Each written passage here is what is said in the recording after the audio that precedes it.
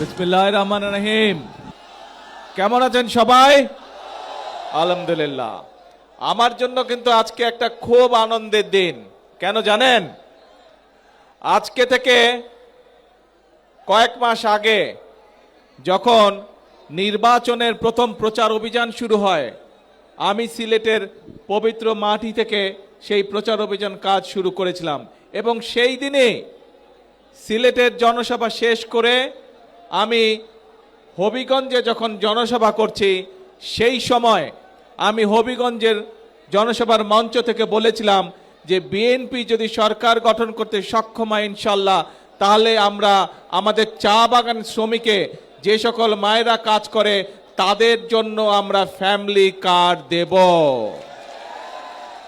আজকে আল্লাহর কাছে আমি হাজারো শুকরিয়া জানাই, লক্ষ শুকরিয়া জানাই যে আল্লাহ আমাকে সেই তৌফিক দিয়েছেন আজকে যে আমি আমার কথা আজকে রাখতে পেরেছি। 12 তারিখের নির্বাচনে এই বাংলাদেশের মানুষ বাংলাদেশ জাতীয়তাবাদী দলকে নির্বাচিত করেছিল। সেজন্যই আমরা মনে করি যে পুরুষদের পাশাপাশি আমরা যদি নারীদেরকে সাহায্য করতে না পারি স্বাবলম্বী হওয়ার জন্য, তাহলে দেশকে এগিয়ে নিয়ে যাওয়া সম্ভব নয়। সেই জন্যই নারীদেরকে স্বাবলম্বী করে গড়ে তোলার জন্য আমরা এই ফ্যামিলি কার্ডের কথা বলেছিলাম। বাংলাদেশে প্রায় 4 কোটির মতন পরিবার রয়েছে। আমরা বলেছিলাম যে আমরা যদি সরকার গঠন করতে সক্ষম হই 12 তারিখের নির্বাচনে, তাহলে পর্যায়ক্রমিকভাবে সকল পরিবারের কাছে আমরা ফ্যামিলি কার্ড পৌঁছে দেব। বিশেষ করে নারী প্রধানদের কাছে, পরিবারের যে নারী প্রধান তার কাছে। আমরা নির্বাচন হওয়ার সাথে সাথে 1 মাসেরও কম সময়ের ভিতরে আমরা আমাদের এই প্রতিশ্রুতি বাস্তবায়নের কাজ শুরু করেছিলাম।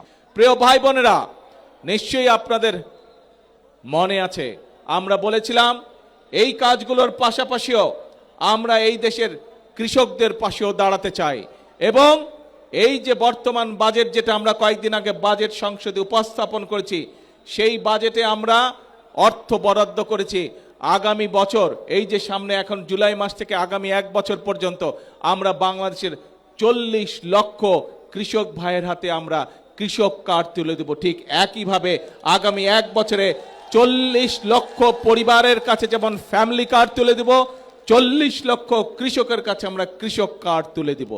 প্রিয় ভাই বোনেরা, শুধু তাই নয়, আমরা নির্বাচনের আগে বলেছিলাম যে আমরা এই বাংলাদেশে, আমি মুসলমান, আরেকজন আছেন হিন্দু ভাই, আরেকজন আছেন বৌদ্ধ, আরেকজন আছেন খ্রিস্টান, আমরা বিভিন্ন ধর্মের মানুষ শান্তিতে এই বাংলাদেশে বসবাস করি। 1000 বছরের ঐতিহ্য আমাদের।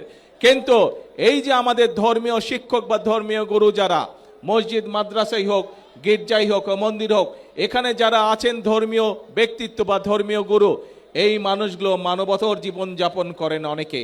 আমরা বলেছিলাম বিএনপি সরকার গঠনে সক্ষম হলে এই মানুষগুলোকে আমরা সরকারের পক্ষ থেকে সম্মানের ব্যবস্থা করব। প্রিয় ভাই বোনেরা, আপনারা দেখেছেন আমাদের সেই প্রতিশ্রুতি আমরা রক্ষা করেছি। যেভাবে আমরা মায়েদের হাতে ফ্যামিলি কার্ড তুলে দিচ্ছি ধীরে ধীরে, যেভাবে আমরা কৃষক ভাইদের আছে কৃষক কার্ড তুলে দেওয়ার চেষ্টা করছি ধীরে ধীরে, আমরা একইভাবে ইমাম, মুয়াজ্জিম, খতিব সহ অন্যান্য ধর্মের যারা ধর্মীয় গুরু আছেন তাদের হাতেও সম্মানের ব্যবস্থা তুলে দিচ্ছি। আপনারা আজকে আপনাদের স্বচক্ষে দেখলেন যে আমরা যারা মেধাবী স্টুডেন্ট, যারা কিন্তু অর্থনৈতিক কারণে ঠিকভাবে বই কিনতে পারে না, পড়ালেখা করতে পারে না, এরকম চা শ্রমিক পরিবারের যারা সন্তান, তাদের হাতেও আমরা তুলে দিয়েছি অর্থ সরকারের পক্ষ থেকে। আমরা যে বাজেট উপস্থাপন করেছি সেই বাজেটের মধ্যে আমরা এই ফ্যামিলি কার্ডের জন্য অর্থ বরাদ্দ রেখেছি। আমরা যে বাজেট উপস্থাপন করেছি সংসদে, সেই বাজেটের মধ্যে আমরা কৃষক কার্ডের জন্য অর্থ বরাদ্দ রেখেছি। আমরা যে ফ্যামিলি বাজেট উপস্থাপন করেছি সেই বাজেটে আমরা আমাদের দেশের ছেলেমেয়েরা, স্টুডেন্টরা যাতে স্কুল কলেজে ভালো করে লেখাপড়া করতে পারে, যাতে খেলাধুলা করতে পারে, তার জন্য অর্থ বরাদ্দ রেখেছি। আমরা যে বাজেট পেশ করেছি জাতীয় সংসদে, সেখানে এই যে হাজার হাজার আপনারা মানুষ, সারা বাংলাদেশে যে কোটি কোটি মানুষ, তারা যাতে সঠিকভাবে চিকিৎসা পেতে পারে, সেই জন্য এই প্রত্যেক উপজেলা পর্যায়ে যে 50 বেডের হসপিটাল আছে, সেটিকে ইনশাল্লাহ আগামী 5 বছর আমরা 100 বেড করব। তার জন্য আমরা অর্থ বরাদ্দ রেখেছি।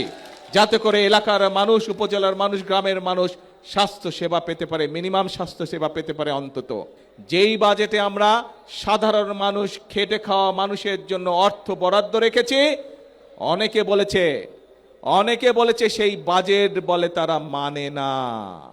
জনগণের বাজেট, যেই বাজেটের মাধ্যমে, অর্থ বরাদ্দের মাধ্যমে আমরা জনগণের ভাগ্যের পরিবর্তন করতে চাই, সেই বাজেটকে যারা চানাচুরের সাথে তুলনা করে, যেই বাজেটে আমরা জনগণের জন্য স্বাস্থ্য সুবিধার অর্থ বরাদ্দ রেখেছি, কৃষক ভাইদের জন্য অর্থ বরাদ্দ রেখেছি, যেই বাজেটে আমাদের সন্তানরা যাতে ভালোভাবে লেখাপড়া শিখতে পারে তার জন্য সর্বোচ্চ বাজেট রেখেছি, সেই বাজেটকে বলে তারা গণবিরোধী বাজেট।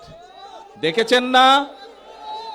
তাহলে প্রিয় ভাই বোনেরা, আমরা যাতে এই দেশের যারা শিল্পোদ্যোক্তা আছে, যারা মিল ফ্যাক্টরি তৈরি করতে পারে, তার ফলে আমাদের বেকারদের কর্মসংস্থানের ব্যবস্থা করতে পারে, সেই জন্য এই দেশে, বাংলাদেশে যে সকল দ্রব্য তৈরি হয়, একই দ্রব্য কেউ যদি বিদেশ থেকে আমদানি করে তার উপরে আমরা শুল্ক বাড়িয়ে দিয়েছি, যাতে করে বাংলাদেশের মিল কলকারখানাগুলো রক্ষা পায়। যেই বাজেটে 60টি পণ্যের উপর থেকে শুল্ক প্রত্যাহার করে না হয়, সেই বাজেটকে একটি দল বলে গণবিরোধী বাজেট। আমাদের সন্তানদের শিক্ষার ব্যবস্থা ঠিক রাখতে হয়, তাহলে জনগণকে ঐক্যবদ্ধ থাকতে হবে। জনগণ যদি ঐক্যবদ্ধ থাকে তাহলে কোনো ষড়যন্ত্র সফল হতে পারবে না। খালেদা জিয়া আপনাদেরকে রেখে কোথাও যায় নাই। খালেদা জিয়া আপনাদেরকে রেখে কখনো কোথাও যায় নাই। খালেদা জিয়া বলেছিল, বাংলাদেশই হচ্ছে আমার প্রথম ঠিকানা, বাংলাদেশই হচ্ছে আমার শেষ ঠিকানা। প্রিয় ভাই বোনরা, আমরা হচ্ছে খালেদা জিয়ার সৈনিক, কাজে বাংলাদেশই হচ্ছে আমাদের প্রথম ঠিকানা, বাংলাদেশই হচ্ছে আমাদের শেষ ঠিকানা। আমাদের একটাই কাজ, বাংলাদেশের মানুষের ভাগ্যের পরিবর্তন। আমাদের একটাই কাজ, বাংলাদেশের ভাগ্যের পরিবর্তন। কাজে আসুন, এই দেশ আমাদেরকেই গড়তে হবে। এই দেশ আমাদের 20 কোটি মানুষের 40 কোটি হাতকে শ্রমিকের হাতে রূপান্তরিত করতে হবে। তাহলেই আমরা এই বাংলাদেশের ভাগ্যের পরিবর্তন করতে পারবো। অনেকেই ওই যে যারা বিভ্রান্ত ছড়াতে চায়, এরা আবার কি বলে জানেন? এরা বলে ফ্যামিলি কার্ডের টাকা কোথা থেকে আসবে, কৃষক কার্ডের টাকা কোথা থেকে আসবে। আপনাদের সবাইকে সাক্ষী রেখে তাদের উদ্দেশ্যে আমি বলতে চাই, এই যে আজকে এখানে শ্রমিকদেরকে, চা শ্রমিকদেরকে ঘর নির্মাণের জন্য 2 লক্ষ টাকা দেওয়া হলো, চা শ্রমিকদের পরিবারের সন্তানদের লেখাপড়া করার জন্য 10,000 করে টাকা দেওয়া হলো তাদের বৃত্তি হিসাবে, এই যে মানুষের চিকিৎসার জন্য 50,000 করে টাকা দেওয়া হলো, এগুলা কখনো আগে শুনেছেন? আপনারা দেখেছেন? কেউ এর আগের সরকার দিয়েছিল? দেয় নাই। এটি কার অর্থ? জনগণের অর্থ। আমরা দেখেছি কিভাবে জনগণের অর্থ বিগত 1 যুগ ধরে, 17 বছর ধরে আমরা দেখেছি কিভাবে জনগণের অর্থ এই দেশ থেকে পাচার হয়ে গিয়েছিল। জনগণের অর্থ জনগণকে না দিয়ে একটি দল বিদেশে পাচার করে দিয়েছিল। প্রিয় ভাই বোনেরা, যারা বলে কোত্থেকে আসবে ফ্যামিলি কার্ডের টাকা, কোত্থেকে আসবে কৃষক কার্ডের টাকা, কোত্থেকে আসবে, তাদের উদ্দেশ্যে বলতে চাই, এই জনগণের টাকা আর পাচার হতে দেব না আমরা। জনগণের টাকা দিয়ে জনগণের জন্য কাজ করা হবে, জনগণের অর্থ দিয়ে দেশের জন্য কাজ করা হবে, দেশের ভাগ্যের পরিবর্তনের জন্য কাজ করা হবে, জনগণের জন্য কাজ করা হবে। কাজে ইনশাআল্লাহ টাকার কোনো অভাব হবে না। আছেন নাকি আমার সাথে সবাই এই কাজে? ইনশাআল্লাহ। আসুন তাহলে আজকের এই আনন্দের দিনে আমাদের প্রতিজ্ঞা হবে, আমাদের প্রতিশ্রুতি হবে একটাই, করব কাজ সবার আগে।